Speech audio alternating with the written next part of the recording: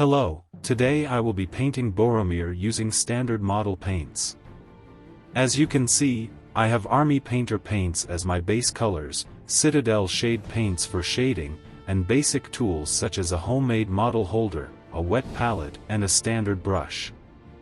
I will be using the standard brush for everything except the eyes.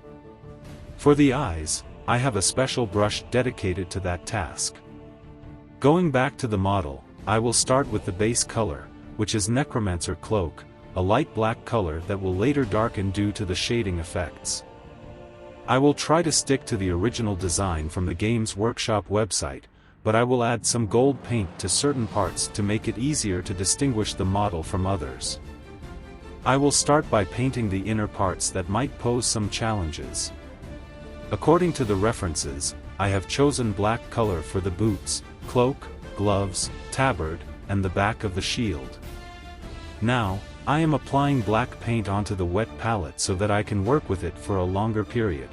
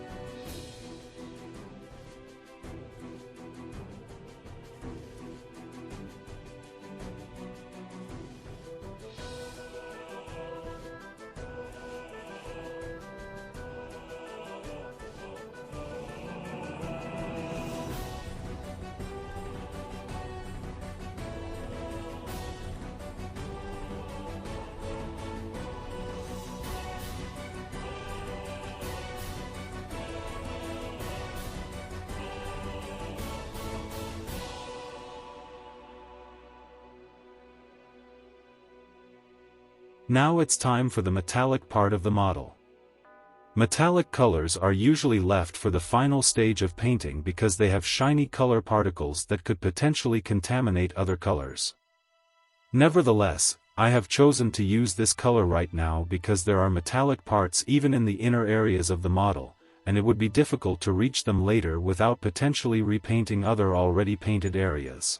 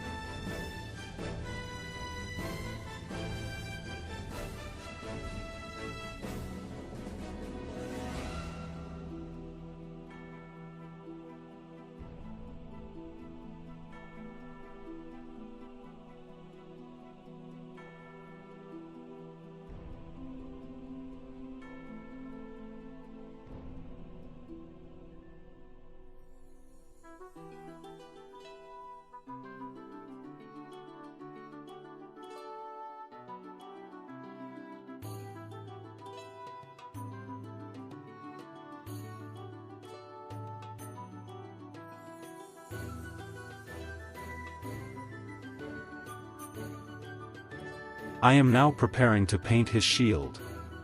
According to the references, it is a reddish-brown color. To save on expenses, there is no need to purchase every shade available.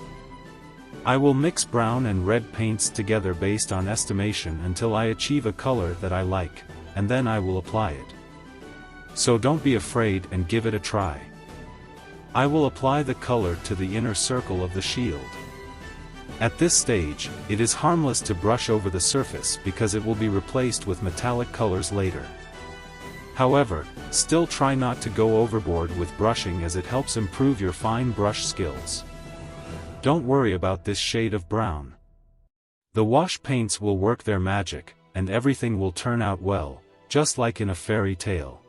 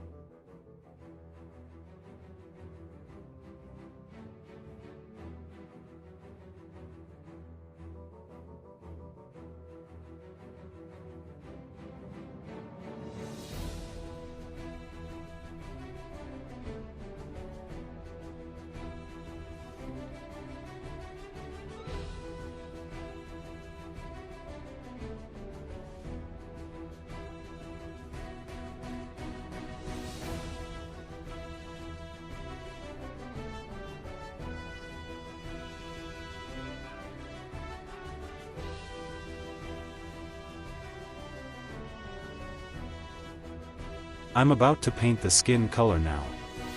I will be using my favorite one, Barbarian Flesh.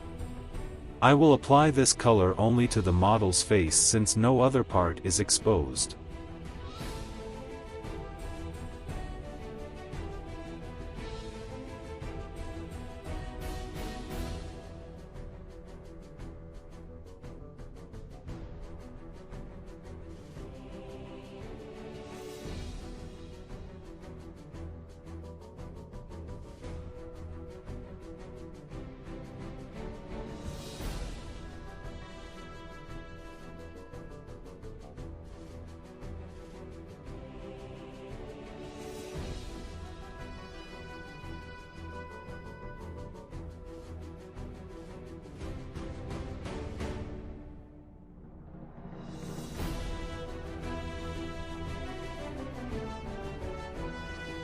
In this part of the painting process, we come to the brown elements.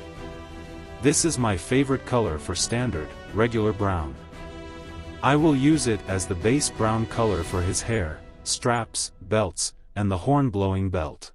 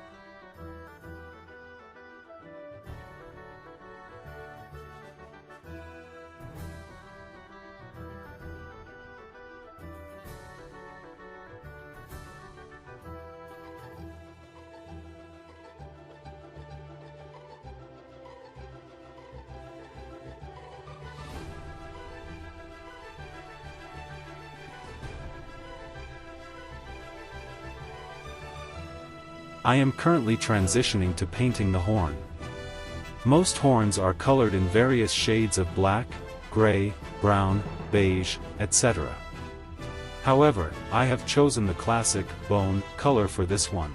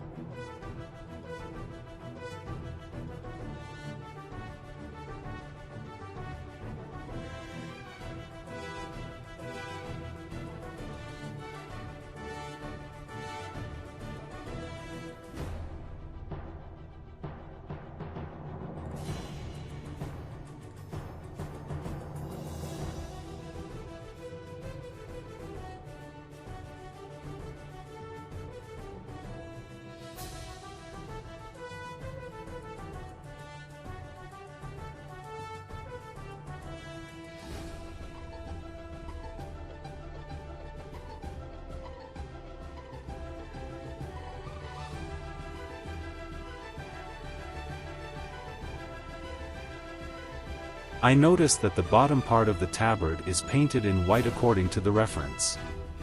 Therefore, I decided to follow that and stick with it as it will bring contrast to the darker colors, such as the one on the tabard.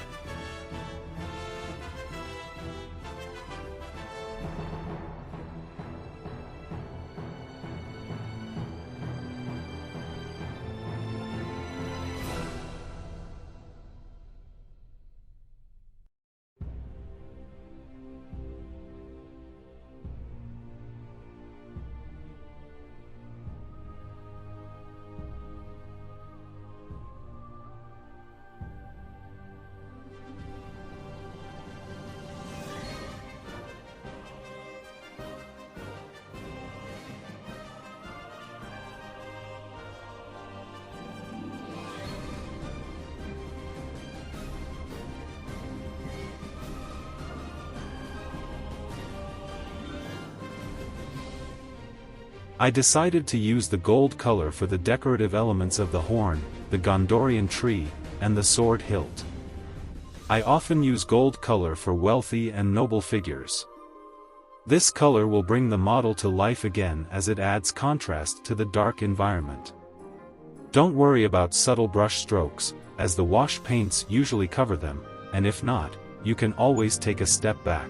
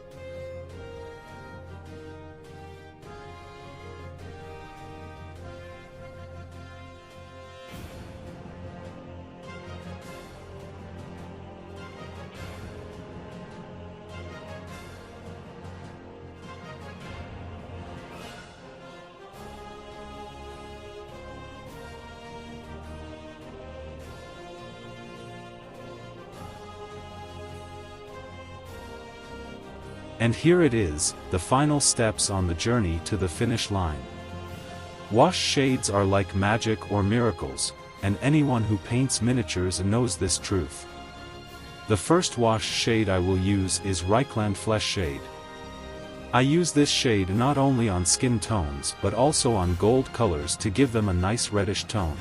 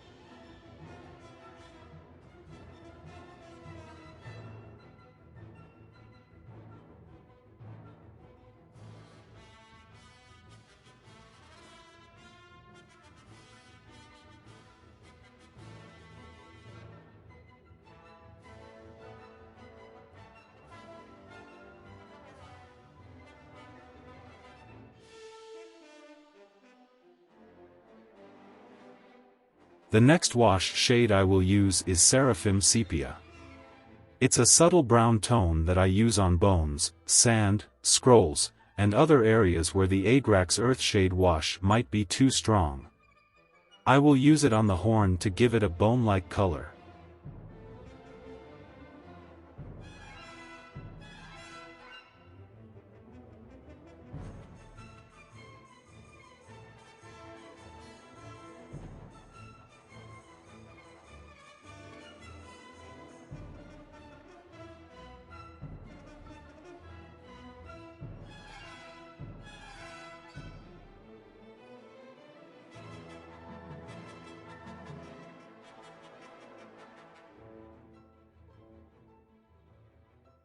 This is the most versatile wash shade.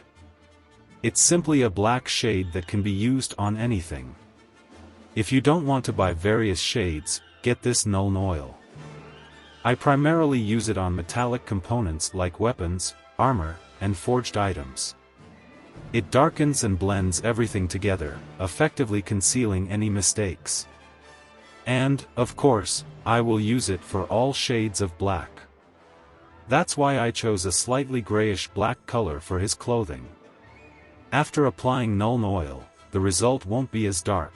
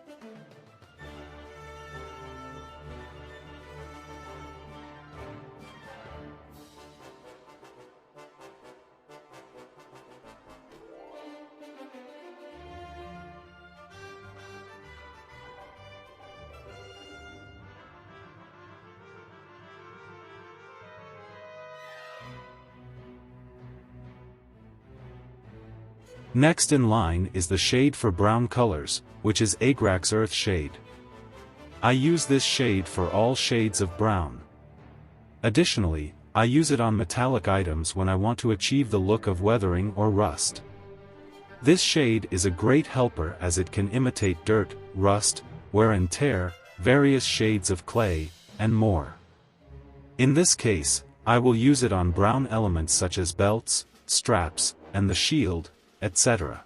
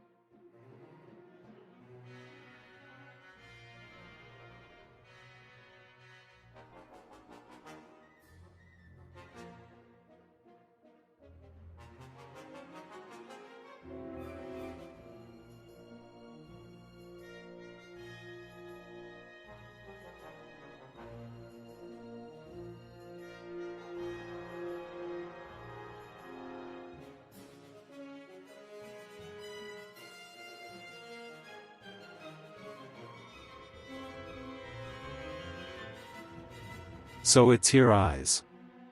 For some painters, it may be a nightmare, while for others, it may seem unnecessary part of painting.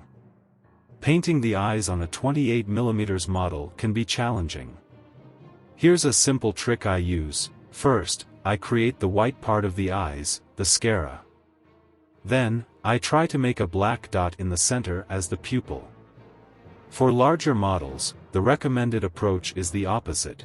Paint the eye black and apply white color to its edges.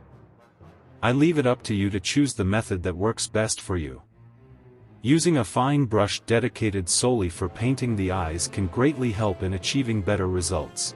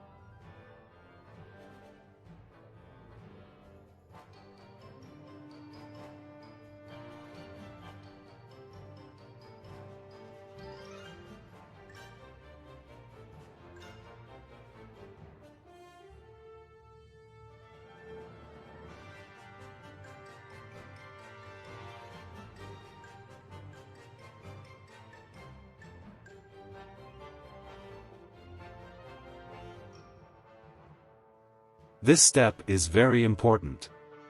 It involves correcting the eyes and highlighting the face.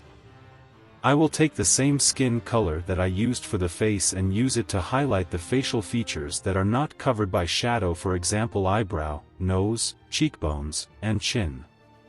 If you're unsure how to do it, stand in front of a mirror at home under good lighting and take a photo of yourself. Use the lighter areas of your face as a reference and apply them to the model as well.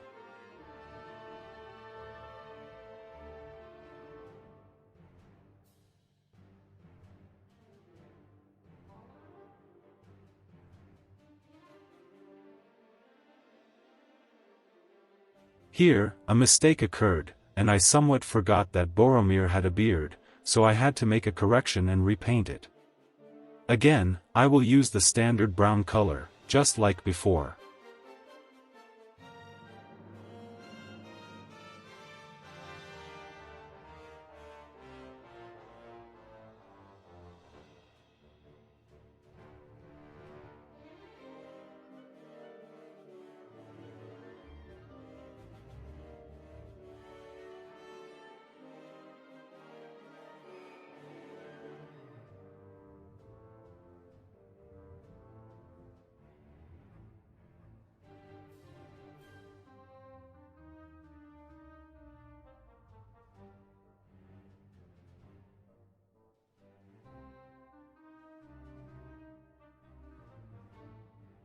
I'm returning to the bone color shade to highlight the areas where the light hits on the horn.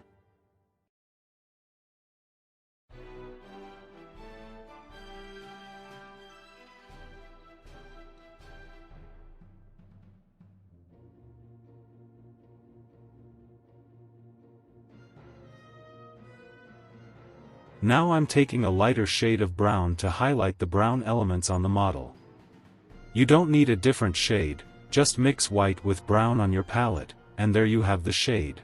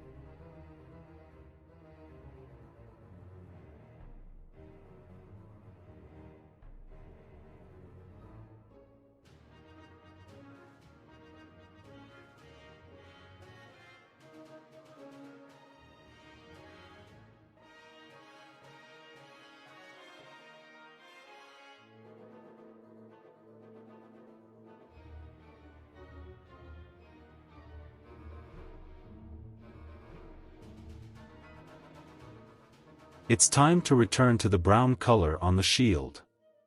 Thanks to the wet palette, the paint has remained moist, so I can use it again. I'll dilute the paint slightly with water and apply it to the shield. Here, be careful not to touch the edges where the wash shade has been applied. With this step, we're just pulling the brown color back to a lighter shade. The final result will be much nicer.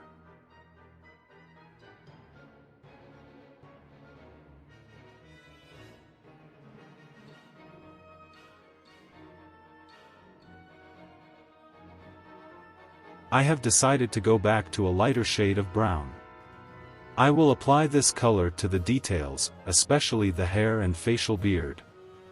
The face of the model is the focal point where everyone's attention is drawn when examining the model.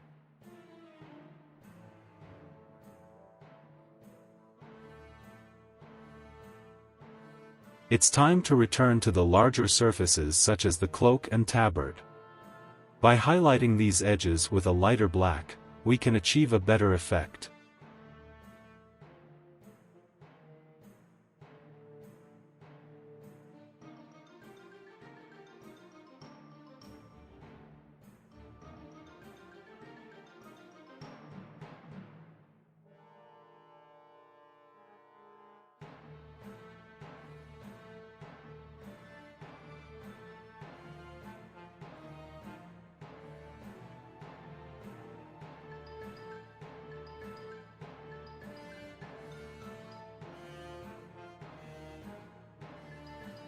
Let's go back to the metallic color. Once again, we'll highlight the edges of the metal where it makes sense. For example, the sword's blade should have a lighter color than the unsharpened part.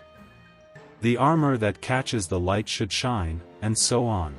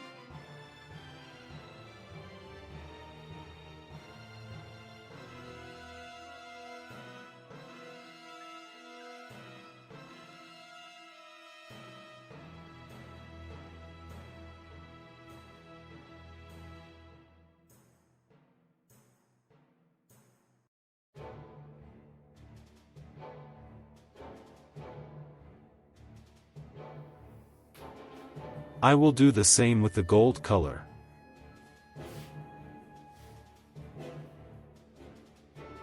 The base for the model is ready, as I have prepared many of them for my Gondor army. It has been 3D printed and is designed to resemble a Gondorian pathway. It only requires dry brushing with various shades of gray. I have removed Boromir from his original base and will attach him to the new base using instant adhesive. I recommend pinning him with the help of iron wires. Then I will proceed with standard basing procedures. I will apply PVA glue on the base where the grassy area should be. Then I will add flowers, for example in yellow color, to break up the dark tones on the model once again.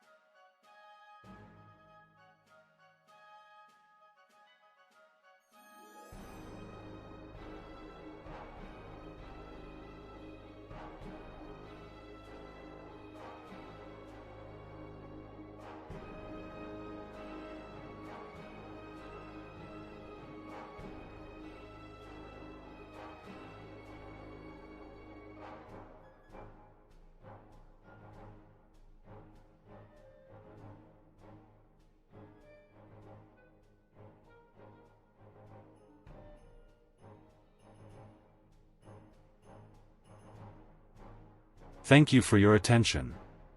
I hope you enjoyed and maybe even learned something. Have a great rest of the day.